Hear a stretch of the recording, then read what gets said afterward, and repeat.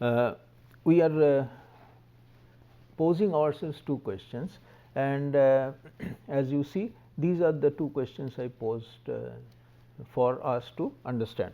And if we can understand these two questions, part of the job is done. It is of course not given that once you understand these questions, you have solved the problem, which we will come back to when we write down models, microscopic models, and start understanding those models.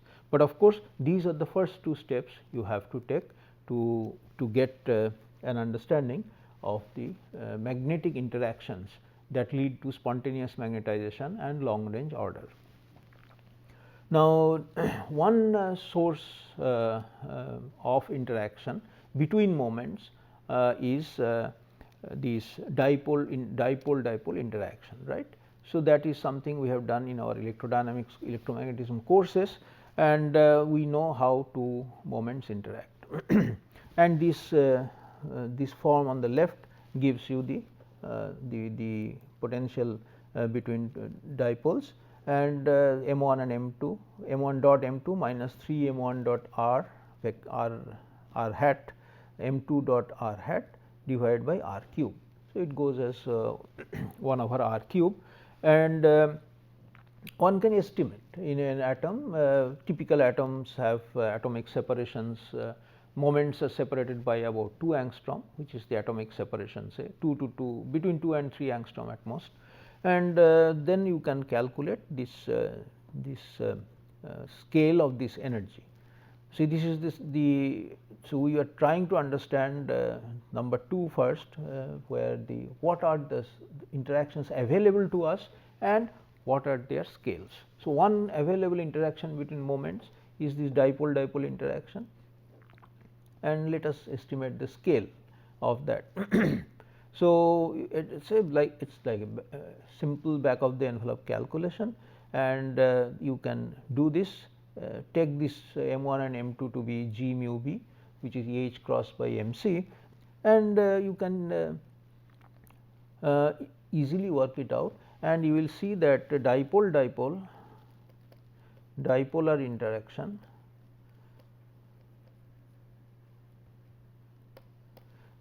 gives an energy scale U is of the order of 10 minus 4 eV.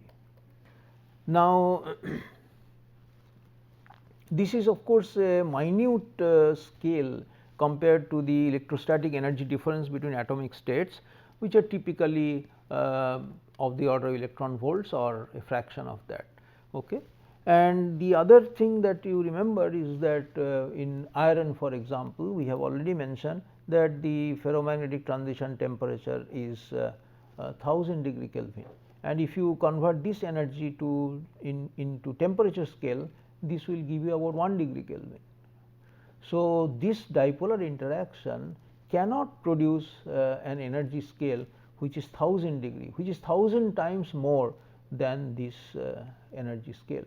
So, the ordering interaction for iron, for example, or even cobalt, which is even more, between the two moments, nearby moments, is about 1000 degree or 1400 degree, whereas this interaction, if it is the cause, this dipolar interaction were the cause for this ordering, then it would give me a transition temperature about 1 degree, because the scale is 1 degree, temperature of 1 degree will already make the system disorder. So, this certainly is not the origin of this ordering interaction in the spontaneous magnets that we just discussed. Okay. Now, the trouble is that inside the solid, in an atom, amongst the moments and everywhere, the only interaction we have is electromagnetic. See, the interesting thing is that the world we live in, unless you go to atomic scale or below atomic scales, subatomic scales, the only interactions that govern most of the phenomena that we have are gravity and electromagnetic interactions, and gravity is very weak, and that acts uniformly on every mass.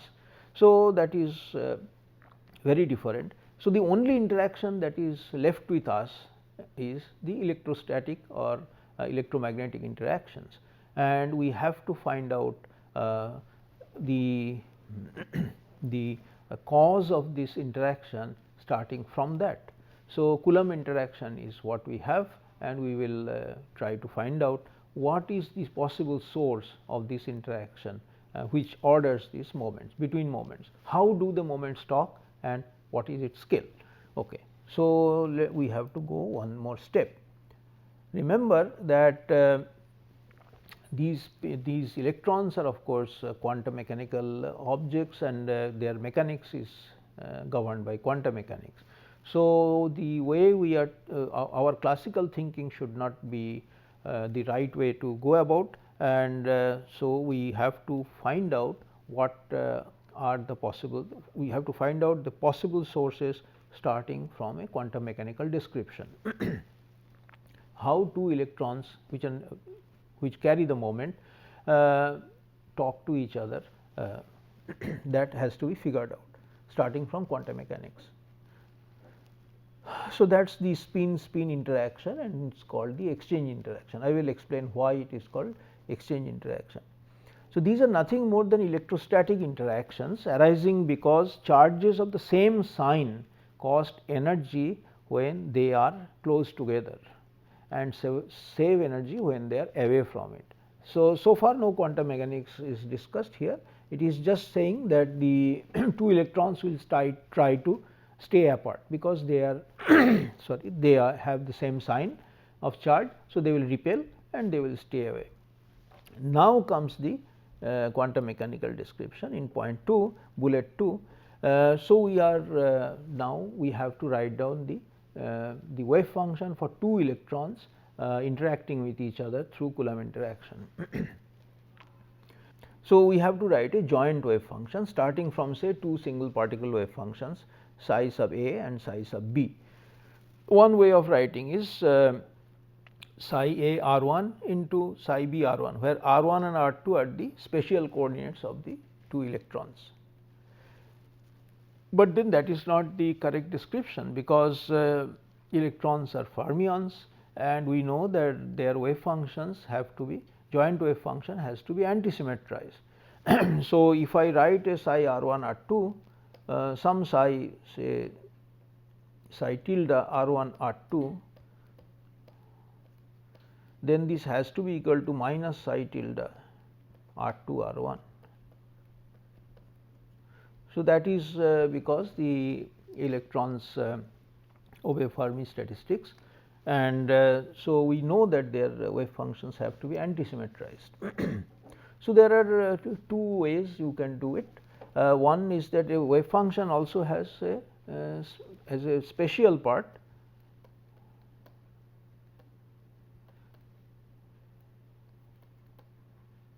which is what is written in terms of psi a and psi b, those wave functions, and there is a spin part.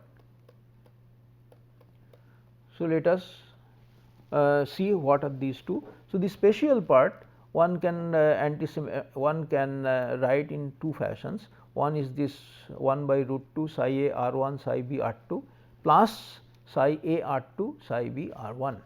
Now, in this case, for example, if you interchange r 1 and r 2, you do not change the sign. So, then the spin part has to accommodate the sign change, and that is called the singlet. I will show you the state. You already know it, it is basically up down minus down up. Whereas, there is the other way of writing it, which is psi a r 1 psi b r 2 minus psi a r 2 psi b r 2 r 1. Now, if you interchange r 1 and r 2, you can easily see that this psi sub t, the orbital, the spatial part of it changes sign when you interchange r 1 and r 2.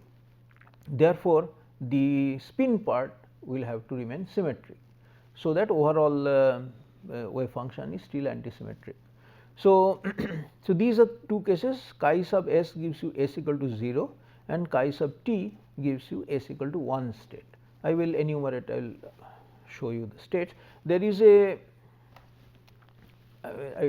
maybe you know already, but there is a way to write this antisymmetrized wave function, for example, by a determinant. For example, I can write psi of the spatial part of psi triplet, for example. The spatial part I can write as 1 by root 2 psi A, psi A, psi B, psi B, R 1, R 2, R 1, R 2, and this determinant, this is a determinant I have written, you have to determinant of this this matrix gives you this wave function. For example, psi A R 1 psi B R 2 minus psi A R 2 psi B R 1. So, this is called a Slater determinant, which we might use later on. So, I just introduce it. This is a cute way, nice way of writing as an antisymmetrized wave function. If you have more than more than 2 electrons, you can carry on this procedure with psi C, for example, R 1, R 2, R 3, and so on. And this is a beautiful scheme by which you can write an antisymmetric wave function. Nevertheless, this is not relevant at this point, but we have written the wave function. So, what are these wave functions? So, here are these states are given, the spin states. So, if you look at these states on the lower bottom, that S equal to 1 has 3 states. So, S equal to 1, which is the triplet, has 3 projections of S z, which is written as m sub s here. So, m sub s equal to 1, 0, minus 1, right, 3 states, 2 s plus 1 states. For s equal to 0, 2 s plus 1 gives me just 1 state, just this m s equal to 0. Okay. And these states, these s equal to 1 states, the 3 states are given here. So, these are up down, down up.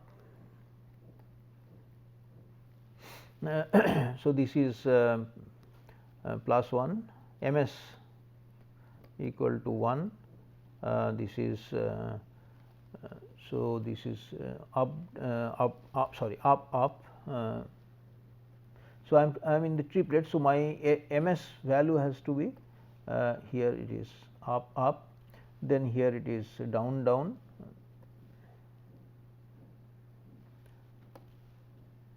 So, m s is minus 1, sorry, m s is minus 1, and the other one is the last one is 1 by root 2 up down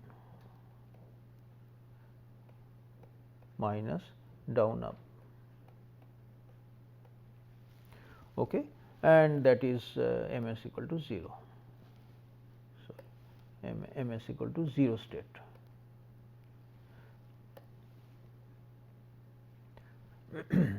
Plus m s, this is m s, this is the triplet one. So, here I will have plus, but still the m s is 0. Now, for s equal to 0, I have only one state, which is up down minus down up. See, here remember that these are chi t's and this is chi s by root 2. Now, the the reason chi t has this form is that you can interchange the 2 spins here also, and you will see that you do not pick up a minus sign, whereas here you interchange the 2 spins, you will pick up a minus sign. So, this is called triplet because there are 3 states out of it. This is called singlet because there is only one state. So, more than that, the arrangement of spins in a triplet and a singlet are different. That is important. Triplets can have these states where both spins are up, both spins are down like a ferromagnet, or it can also have a component which is where spins are up down and down up, linear combination of the two. So, whereas in singlet you have no choice, you only can have up and down. So, that is a major difference between. So, the magnetic structure is different. So, now let me just go back and tell you one interesting thing, that we are dealing with a Coulomb interaction still. Coulomb interaction does not bother about what spin your charge has, right. So, as far as in a classical, if you look at it classically, then two charges, let them have their moments, then these charges interact through Coulomb interaction. Coulomb interaction will not bother about what is the direction of moment in one vis-a-vis the other one. So, Coulomb interaction is just blind to the moment that these charges are carrying. Whereas, when you do quantum mechanics, now you have to separate your state space in such a way that there are two different kinds of spin arrangements. One is the triplet, one is the singlet. So, now the Coulomb interaction, when you calculate the matrix element with respect to these wave functions, the quantum mechanics itself brings in the spins in the orientation of the spins in the problem. So, that is the difference, it is a very important difference between treating things classically and treating things quantum mechanically. In quantum mechanics, you have to bother about the symmetries of the wave function and corresponding, and which comes from the statistics, and for fermions you have to antisymmetrize, and the antisymmetrization means that you are now working with pairs of wave function which differ in their spin arrangements. And although Coulomb interaction does not care about what spins these have, the Pauli exclusion principle makes it contingent upon us that we bother about what the spins are. If the spins are in the same direction, remember Pauli exclusion principle will prohibit them from coming to the same state or come nearby, for example, to in the same orbital. Same quantum state. So, this is where the quantum mechanics plays a major role in selecting out the spin states. So, Coulomb interaction does not select out the spin state, it does not filter the spins, whereas quantum mechanics does, and it is just that this antisymmetrization that leads to this, as I will show, that will lead to a difference between the energy of singlet and the triplet configuration, which means that two different spin configurations are different in energy. So, that means this can lead to a preferential spin orientation, okay. And this is shown here. You can calculate the energies of the two possible states with the Hamiltonian between two electrons sitting next to each other in their parent atoms. You can actually go through this calculation, and you will see that this is straightforward.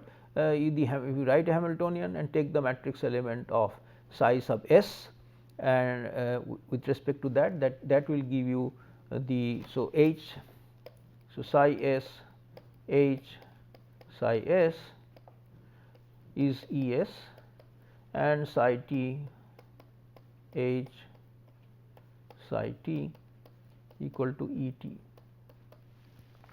So, this is these are two energies and they are not equal.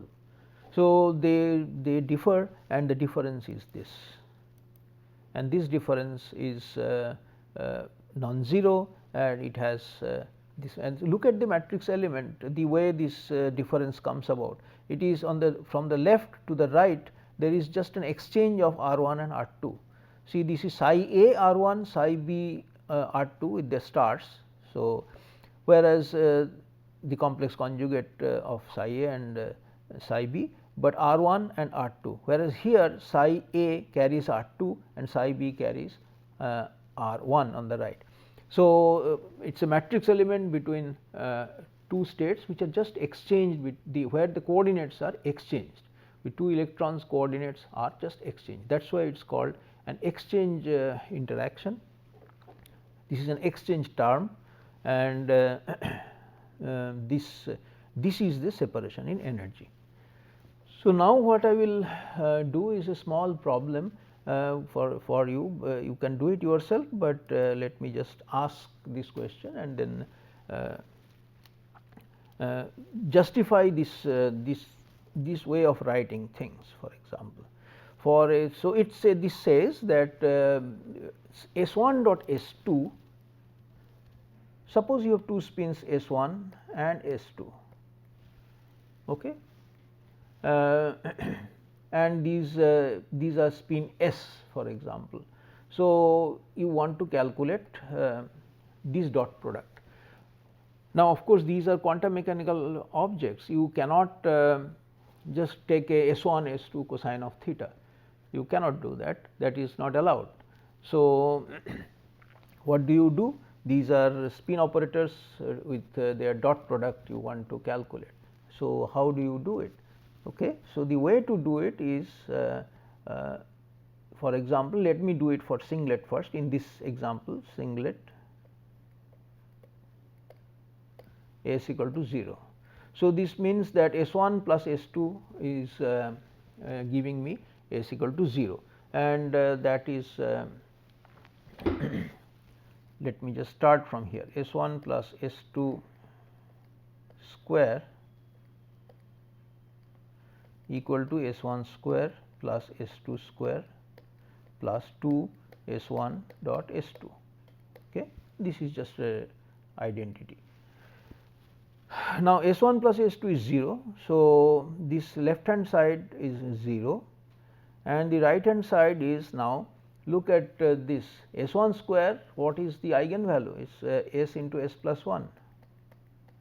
This is again S into S plus 1. So, 2 of that plus 2 S1 dot S2. This is the quantity I want. So, that means S1 dot S2 equal to minus S into S plus 1 for spin half. For spin half I can calculate it, for any spin I can calculate it.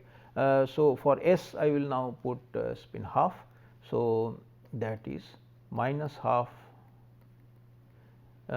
into half plus 1 equal to minus 3 by 4. So, S1 dot S2 is this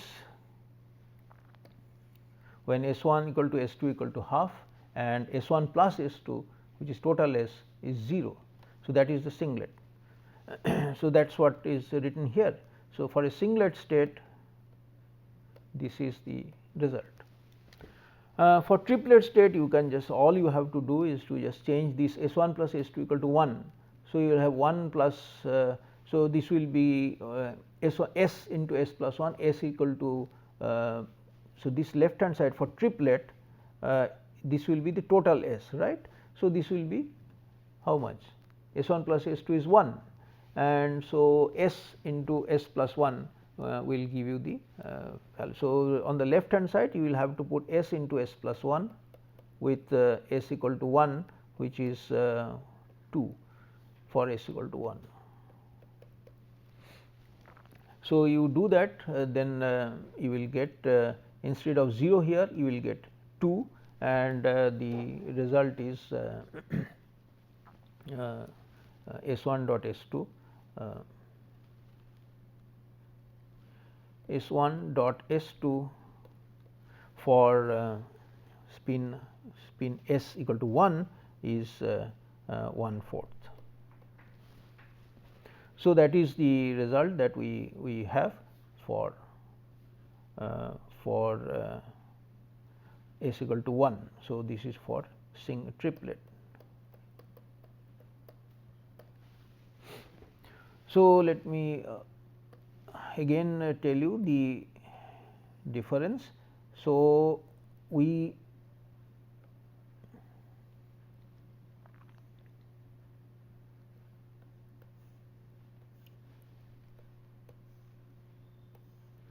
we have found out that the product S1 dot S2 is different for a singlet state and a triplet state, and that difference is that S1 dot S2 is minus 3/4 for singlet and S1 dot S2 is 1/4 for a triplet state, and that is what we are going to use now. Now, let us look at this formula and we will come back to write down a Hamiltonian for the spins, and that is what we are after. So, once we have a Hamiltonian microscopically obtained, we know the energy scale and we know how to work with it. So, that is the next step that we are going to take.